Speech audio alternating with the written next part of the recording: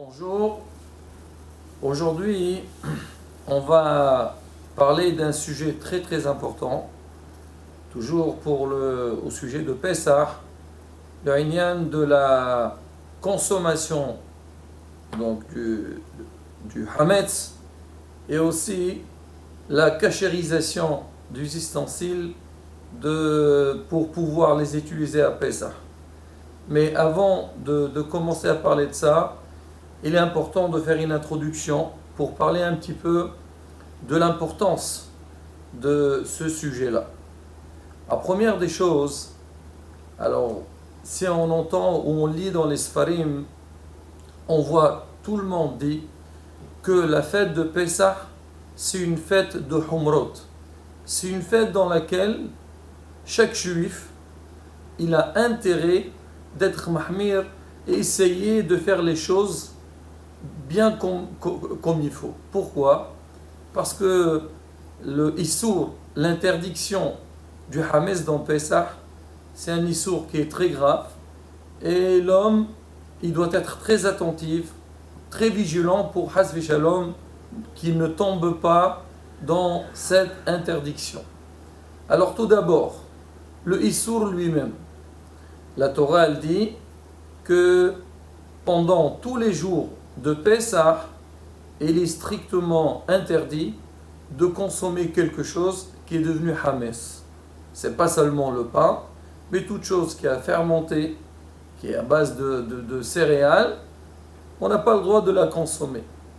En règle générale, quand on a quelque chose d'interdit, alors si jamais il s'est mélangé avec quelque chose de permis, il y a des manières, des façons de le permettre, des moyens plutôt de le permettre. Par exemple, on dit Batel Berov, si on a la majorité, c'est quelque chose qui est permis, et la minorité, elle est interdite. Dans certains cas, on permet. Dans d'autres cas, on dit qu'il faut qu'il y ait 60 de permis et par rapport à l'interdit. On dit il est mitbatel. Il s'annule dedans. L'interdit, il s'annule dans ce qui est permis. Alors que pour la fête de Pessah, c'est marqué Hametz, afilu b'mashu, il est interdit. Même si on a une goutte de Hametz qui tombe dans la nourriture pendant la fête de Pessah, on n'a pas le droit de consommer. C'est pour ça que l'homme il doit être très très vigilant. Alors maintenant, l'interdiction n'est pas seulement au niveau de la consommation, mais aussi au niveau de la possession. Ça veut dire, l'homme n'a pas le droit de posséder du Hametz pendant les jours de Pessah. Alors l'homme, il ne peut pas se dire, d'accord, je ne laisse pas chez moi à la maison, mais je peux laisser dans un autre endroit, et donc je n'ai pas transgressé. On dit non. À partir du moment que ce Hametz t'appartient, même qu'il n'est pas dans ton domaine, il est chez quelqu'un d'autre, c'est Assour Tete Over. C'est ce qu'on dit, Balirae ou Balimase. Il ne faut pas ni voir du Hametz chez soi, ni qu'il se trouve dans ton domaine. Alors maintenant, pour le Hametz, il faut savoir, il n'y a pas que la consommation qui est interdite, mais même si jamais j'ai un mélange donc de nourriture où il y a du Hametz, ça aussi c'est interdit, et ça va plus loin. C'est pas seulement du Hametz Ba'ayn, même si on a du Hametz qui était baloua, du Hametz qui était avalé, qui était absorbé dans des ustensiles, alors on doit faire attention de ne pas avoir accès. Je m'explique. Par exemple, si j'ai moi un ustensile dans lequel j'ai cuit de la nourriture qui est Hametz, même que maintenant tout le Hametz est parti, j'ai bien lavé ma marmite, cet ustensile-là, si demain je vais cuire dedans, le Hametz qui se trouve à l'intérieur, il peut ressortir, et quand il va sortir dans le manger que je vais consommer, mon manger, il devient interdit. C'est la raison pour laquelle on dit que tous les ustensiles de Hametz qu'on utilise tout le long de l'année, on ne peut pas les utiliser tels qu'ils sont. À la base, le Sha'aruch il dit que tous les kilim qu'on a de Hames, alors pendant la fête de Pessah, alors il faut les ranger et les mettre de côté dans un endroit fermé qu'on ne peut pas avoir accès. Parce que si jamais on les laisse à la cuisine comme d'habitude, il y a un risque qu'on se trompe, on va les prendre, on va les réutiliser à nouveau. Et le Hames qui est à l'intérieur donc, de l'ustensile, il va sortir dans la nourriture et la nourriture, elle devient interdite. Maintenant sur ça, il y a un détail qui est très important, c'est que des fois, parce qu'on sait que parmi, on va dire, les règles qu'on va faire pour la fête de Pessah, alors si jamais on a du Hames qui reste chez nous, alors on peut le vendre. Alors quand je le vends, il n'est plus dans ma possession, il ne m'appartient plus, et je n'ai pas transgressé ce issour d'avoir du Hames pendant la fête de Pessah. Alors il y a des gens, ils pensent, ils disent, puisque, selon ce qu'on vient de dire, quand moi j'ai cuit de la nourriture dans un ustensile, alors l'ustensile lui-même, il a avalé ce Hames-là, alors je ne peux pas garder ces ustensiles chez moi pendant la fête de Pessah. Alors il faut que je les vende. Alors Hachamim ils disent non.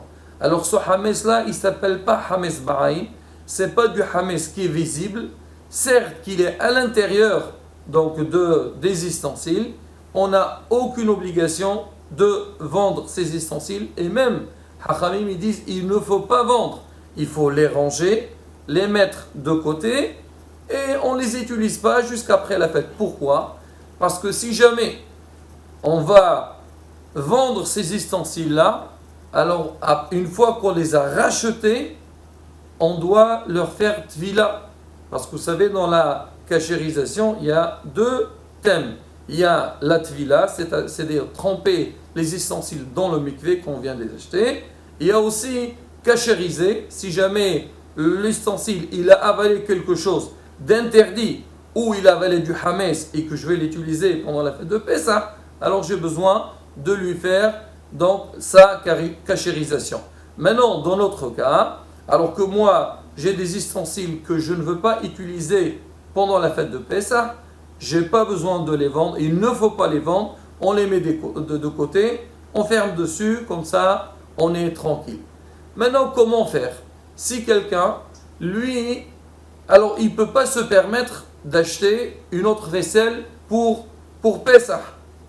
Ou bien, parce qu'il n'y a pas seulement la vaisselle, il y a aussi, donc par exemple, le four. Alors moi, je ne veux pas acheter un four spécial pour la fête de Pessah. Alors on a la plague, il y a beaucoup de choses qu'on utilise tout le long de l'année et qu'ils ont absorbé du Hames. Moi, j'ai envie de les réutiliser pendant la fête de Pessah. Je n'ai pas les moyens pour acheter. Ou ça ne me dérangeait pas de placer chez moi à la maison, de faire donc un service spécial pour la fête de Pessah. Est-ce qu'il y a une possibilité donc de les réutiliser? Là, l'Akha parle de ça. Certes, qu'il y a une possibilité. La première, on appelle ça donc Harsharat Kilim. Alors ça, c'est partagé. En fait, il y a trois manières pour pouvoir utiliser les kilim dans lesquels on a utilisé la Hames tout le long de l'année. Il y a la première chose, on appelle ça l'iboun. Alors, c'est quoi l'iboun? C'est si jamais moi j'ai utilisé, donc j'ai mis du Hametz sur quelque chose, c'est-à-dire sur le feu, et ça a été direct. Je m'explique. Par exemple, c'est j'ai une grille. La grille, je la mets directement sur le feu. Et moi, sur la grille, j'ai fait griller de la viande. Donc la viande, il n'y a pas de souci. Mais par exemple, j'ai fait des hamburgers. Les hamburgers, il y a du Hames à l'intérieur. Maintenant, quand j'ai fait griller donc cet hamburger-là sur cette grille, alors il y a du Hames qui est entré dans la grille. Alors maintenant, comment je fais? Si jamais je vais utiliser cette grille pour la fête de Pessah, qu'est-ce que je fais? Alors on dit vu que le Hametz il a pénétré dans cette grille-là directement, c'est-à-dire Beyavesh, alors pour le cachériser, il faut prendre cette grille-là et la faire passer sur le feu, mais pas n'importe quel feu. Alors on dit, la règle elle dit, jusqu'au qu'il y a nitzutzot, il y a des étincelles qui sortent donc de ces grilles-là pour pouvoir l'utiliser. Maintenant, si Dieu veut, dans les prochains cours, on explique donc comment faire parce qu'il y a toute une procédure pour faire la cachérisation. Maintenant, il y a une deuxième manière. Si jamais j'ai un ustensile que lui, il a avalé du hametz, mais pas directement. Ça veut dire, par exemple, je prends une marmite dans laquelle j'ai fait des pâtes. Alors, quand on cuit les pâtes dans cette marmite, alors il y a de l'eau. Donc, dans ce cas-là, donc le hametz, qui est les pâtes, ils vont entrer dans la marmite à travers l'eau.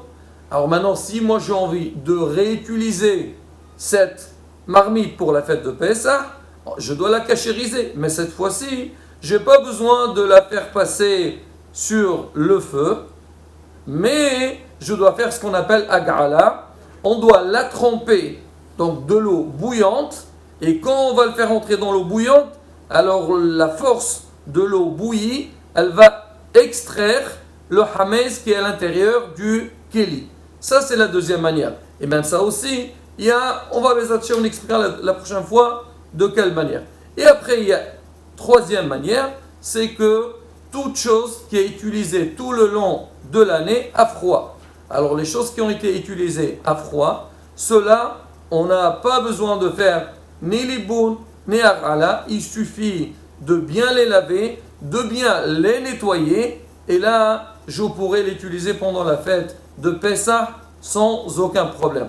Là, voilà, Rabotai, un petit peu, on a dit une petite introduction au sujet de la consommation ou pour cachériser les ustensiles qu'on a utilisés tout le long de l'année pour pouvoir l'utiliser pendant la fête de Pessah.